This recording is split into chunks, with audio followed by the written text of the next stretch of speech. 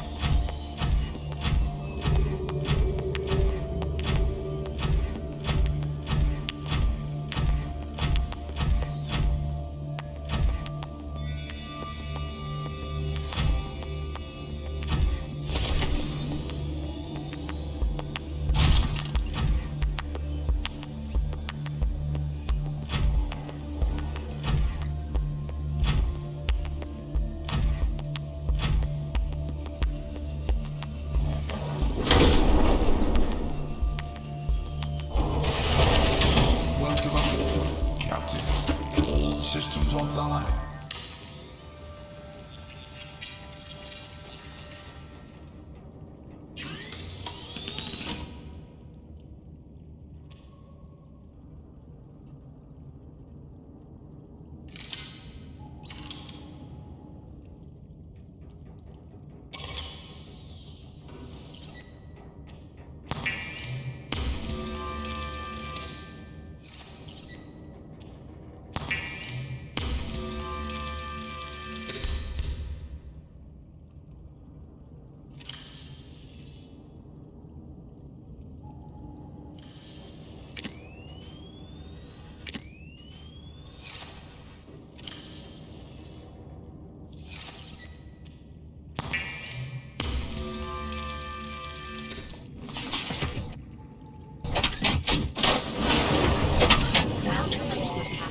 All systems online.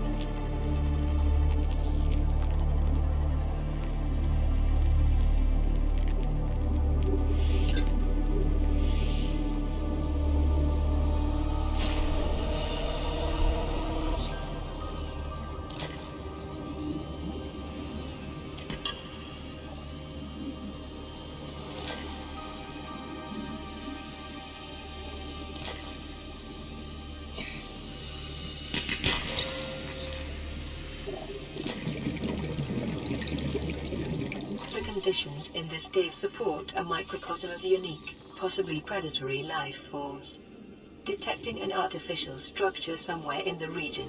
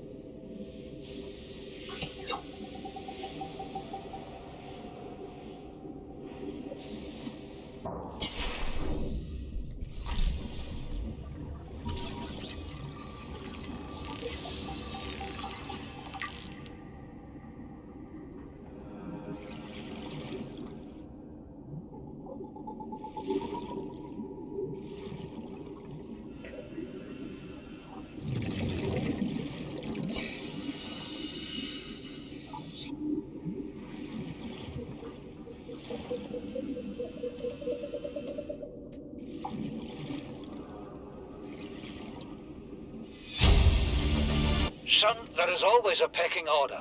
And in our world, money makes a hierarchy. I pay Maida a fraction of what I pay you, and you a fraction of what I pay me. If money makes the hierarchy, why is Marguerite making the decisions? We need her. We let her think what she likes, so long as she does what she's told. What if she doesn't? For enough money, she will. People always do. New blueprint acquired. I thought it might get claustrophobic living underwater. Father feels it is. He'd tell me it was childish, but I stare out of the window and sometimes I think how lucky I am to see this world up close.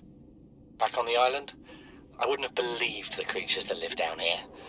The fish, they glow. There's one that's 90% eyeball. Snakes twice the length of a habitat compartment. Certainly, it's not all friendly. Most of the plant life is toxic. Learned that the hard way. But I've managed to coax some marble melons into growing indoors. And when they don't cover our dietary needs, well, we eat the fish themselves. It's a bit gross, but it's nothing they wouldn't do. I've been attempting to document my findings. Father approves. He says understanding is power. That the more we know about this planet, the more we can use it to our advantage. I'm just doing it because it's fun.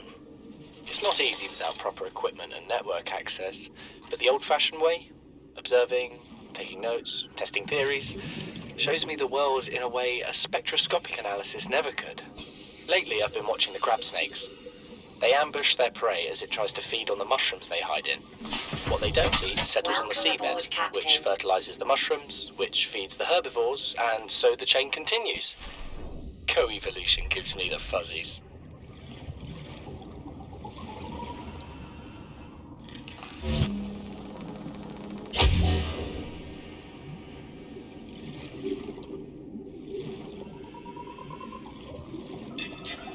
Signal location uploaded to PDA. You know what Maida told me today?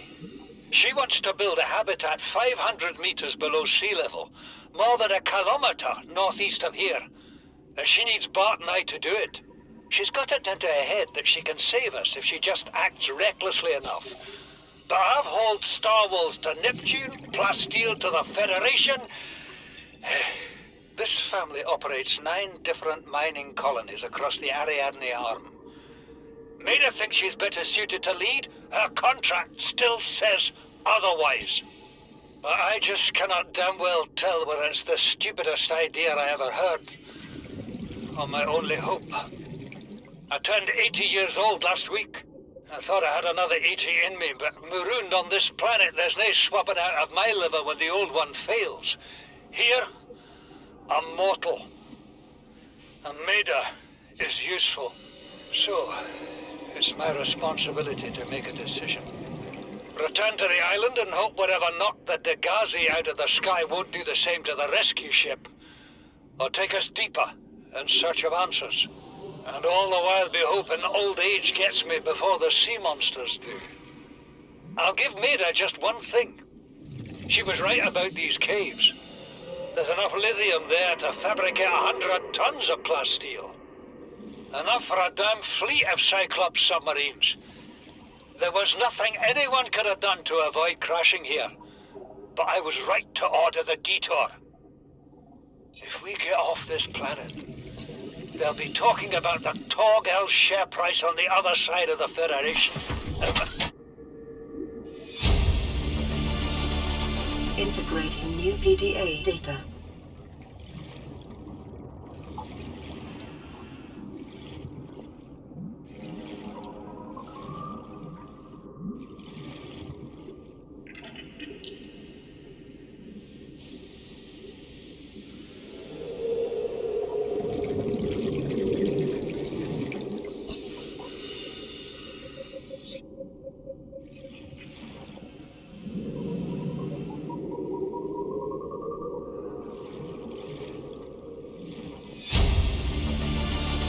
Something incredible just happened.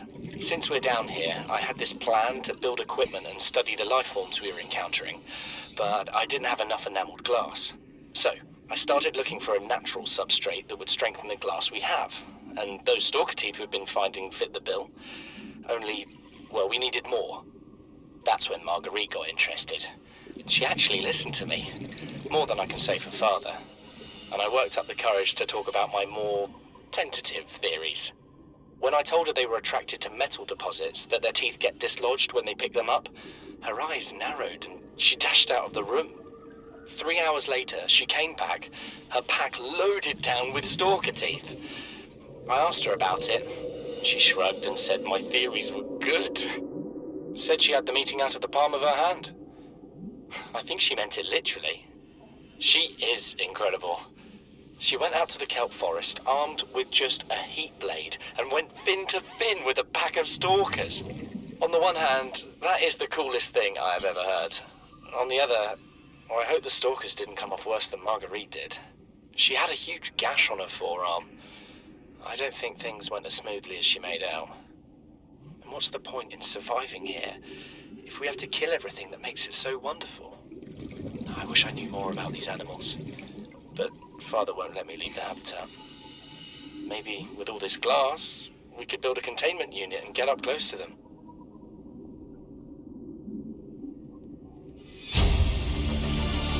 We're already 200 meters below sea level. You want to go deeper? Look around us, Chief. Water leaking through the hull, water outside the hatch. We're drowning real slow. If rescue arrives, whatever shot us down, it's gonna do it again and again until it's shut off. You see an off switch around here, Chief? Why would it any more likely be half a kilometer down? Your kid found something on the scanner. There's something down there. Something that shouldn't be. You're mad. I'm going all the same, and I have an idea you two are gonna follow. But if you do, be mindful. Your authority stopped at sea level.